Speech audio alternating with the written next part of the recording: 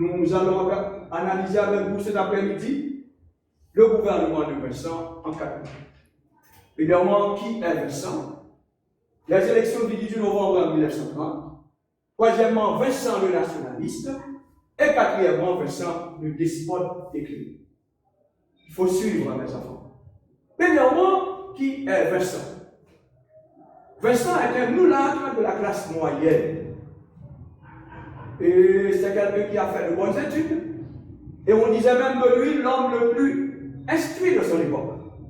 Il connaît très bien les rouages de l'administration haïtienne. Pour avoir été dans le passé maire de Port-au-Prince, ensuite ministre d'État, et après président du Sénat, et enfin un diplomate. Il dit Vincent n'est pas un novice au niveau de la politique haïtienne. C'est cet homme qui arrive au pouvoir par les élections du 18 novembre 1930. Le 18 novembre 1930, Vincent s'installe au Palais national. Et comme vous le savez, au cours des élections organisées par M. Lua, Vincent avait fait une promesse à la nation haïtienne. Une fois arrivé au pouvoir, je vais mettre fin à l'occupation américaine. En effet, le 5 août 1934, le dernier soldat américain a abandonné le sol national. Cela veut dire que Vincent a tenu parole. Et pour cette raison, on voyait en Vincent celui qui était capable de faire de très bonnes choses pour le pays. Maintenant, pourquoi dit-on que Vincent était nationaliste? Il ne faut pas l'oublier. Vincent avait fait campagne sous le signe du nationalisme. Tout le monde le sait. Et Vincent avait mis fin à l'occupation américaine. Après le départ des Américains, Vincent a jugé nécessaire d'organiser des funérailles officielles et nationales en la mémoire de Charlemagne Péralte. Si vous savez, Charlemagne Péralte, c'est l'homme qui avait en quelque sorte empêché aux Américains de pénétrer au niveau de la ville de Léogane. Alors, des funérailles officielles et nationales ont été organisées en la mémoire de Charlemagne Péralte. Vincent donnait à manger au peuple haïtien. Vincent avait organisé, ou en quelque sorte construit des cités ouvrières pour le peuple. Et c'est pour cette raison qu'on dit de lui, Papa Vincent. Il était considéré comme le père de la nation. Premièrement, c'est pour avoir mis fin à l'occupation américaine. Deuxièmement, pour avoir construit des cités ouvrières pour les masses qui autrefois dormaient à la belle étoile.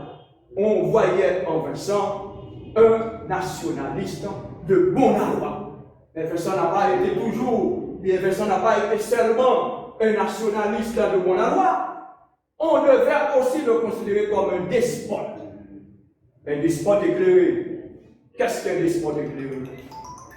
Vers la moitié du XVIIe siècle, certains souverains européens s'inspirèrent des doctrines des savants, des philosophes, des hommes de science, afin de faire quelque chose de meilleur pour leur peuple.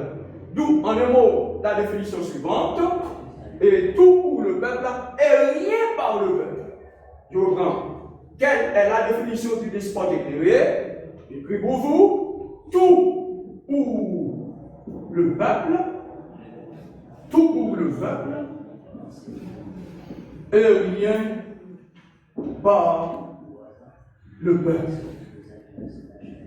Tout pour le peuple et rien par le peuple, c'est la définition du despote éclairé, parce qu'il ne revient pas au peuple de penser pour le pays, mais il revient de préférence au roi, au président de penser pour le pays.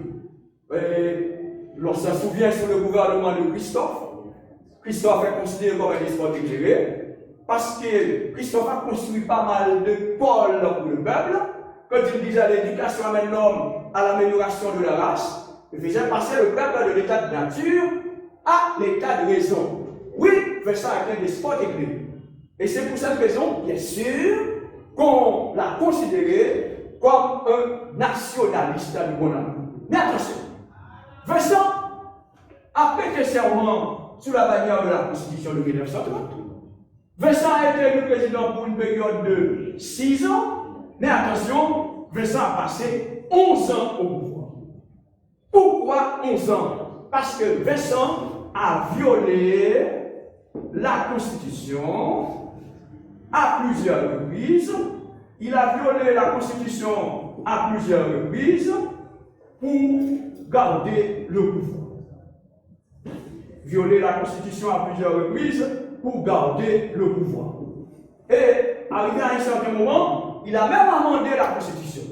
Et on a eu la Constitution de 1937. Vincent ne pardonnait pas les membres de la société civile. Vincent ne pardonnait pas les opposants à son régime. Ils ont été arrêtés et jetés en prison. À partir de ce moment, on a pu constater que Vincent n'était pas le démocrate qui est arrivé au pouvoir en 1930, mais il était devenu un despote. Et l'histoire relate les faits suivants. Le journaliste Jolibois, un journaliste du nom de Jolibois, il a passé 10 ans au pouvoir. Non, pas, excusez-moi, il a passé 10 ans en prison. Je reprends pour vous, mes chers élèves. Le journaliste Jolibois a passé 11 ans en prison. Où ça? À Fort-Dimanche. Au point qu'il y a un cachot à Fort-Dimanche qui portait le nom de Jolibois. Pour avoir passé 10 ans au pouvoir pendant le gouvernement de Stéphane Vincent. Et Kala aussi, Kala, c'est quelqu'un qui a pris son courage à deux mains. Pour quelle raison? Pour critiquer férocement le régime de Vincent. Pour cette raison, Kala a été emprisonné et il a laissé sa peau à Fort-Dimanche. Donc, en un mot, Vincent, c'est un despote.